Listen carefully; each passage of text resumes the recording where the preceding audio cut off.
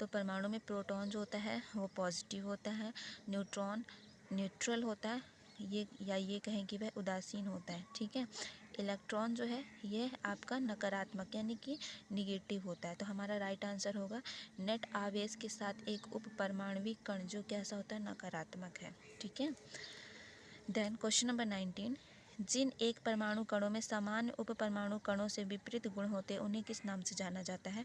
आपका right answer होगा प्रतिकण। ठीक है, क्वेश्चन नंबर 20, इलेक्ट्रॉन का एंटी पार्टिकल क्या है?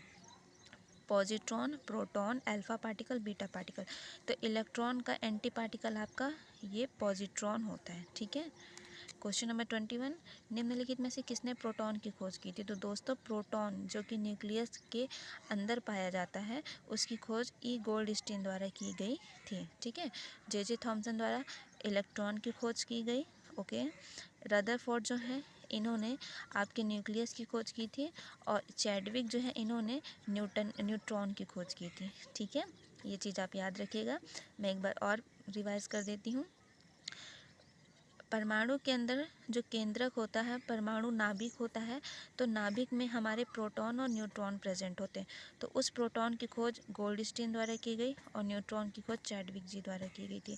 ठीक है, इसी तरीके से जो इलेक्ट्रॉन होते हैं जो कि बाहर चक्कर लगाते रहते हैं उनकी खोज जे थॉमसन द्वारा की गई थी। ओके, क्वेश्चन नंबर 2, न्यूट्रॉन की खोज की थी चैडविक ने, रदरफोर्ड ने, नील्स बोर ने या न्यूटन ने? तो देखो दोस्तों, मैंने अभी आपको यहाँ पास बताया था कि चैडविक जो है इन्होंने न्यूट्रॉन की खोज की थी, ये वही क्वेश्चन है। तो न्यूट्रॉन की खोज हमारे चैडविक जी द्वारा की गई थी। क्वेश्चन नंबर 23 है, कर्ण बोसॉन नाम का संबंध किस नाम से है? तो इसका राइट आंसर हो जाएगा एस.एन. बोस।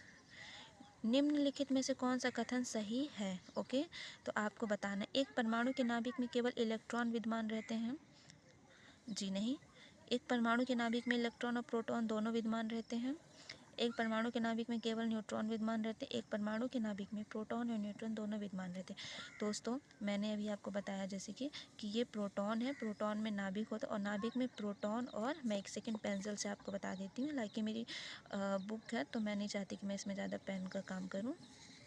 ओके, तो जैसे कि आप देख सकते हो, मैं इतना क्लियर तो नहीं बना पा रही हूँ। ये हमारा न्यूक्लियस है, इसमें प्रोटॉन और न्यूट्रॉन प्रेजेंस होते हैं, और ये बाहर जो है आपके वो इलेक्ट्रॉन जो है चक्कर लगाते हैं। ठीक है, तो इस तरीके से देखा जाए तो हमारा राइट आंसर होगा कि एक परमाणु के नाभिक में प्रोटॉन और न्यूट्रॉन दोनों ही क्या होते हैं, विद्यमान होते हैं। परमाणु के नाभिक में, ये होता है नाभिक, तो परमाणु के नाभिक में प्रोटॉन न्यूट्रॉन दोनों ही क्या होते हैं, प्रेजेंस होते हैं। तो हमारा राइट आंसर हो जाएगा ऑप्शन डी। क्वेश्चन नंबर 25 है, निम्नलिखित कथनों में से कौन सा एक सही नहीं है? ओके, आपको बताना इनमें से कौन सा स्टेटमेंट है जो कि गलत है। तो विभिन्न तत्वों के परमाणुओं की द्रव्यमान संख्या समान होती, बिल्कुल सही बोला गया। किसी तत्व के परमाणुओं की द्रव्यमान संख्या भिन्न भिन्न हो सकती है, बिल्कुल सही है। किसी तत्व के सभी परमाणुओं में प्रोटॉनों की संख्या समान होती है, ये भी सही है। किसी तत्व के सभी परमाणुओं में न्यूट्रॉनों की संख्या सदैव समान, ऐसा नहीं है।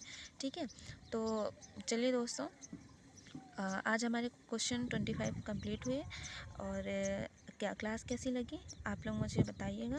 और अगर मुझसे कहीं कोई प्रॉब्लम आपको लगी हो, कुछ छूट गया हो, तो प्लीज़ मुझे कमेंट करके बताइएगा। मैं नेक्स्ट वीडियो में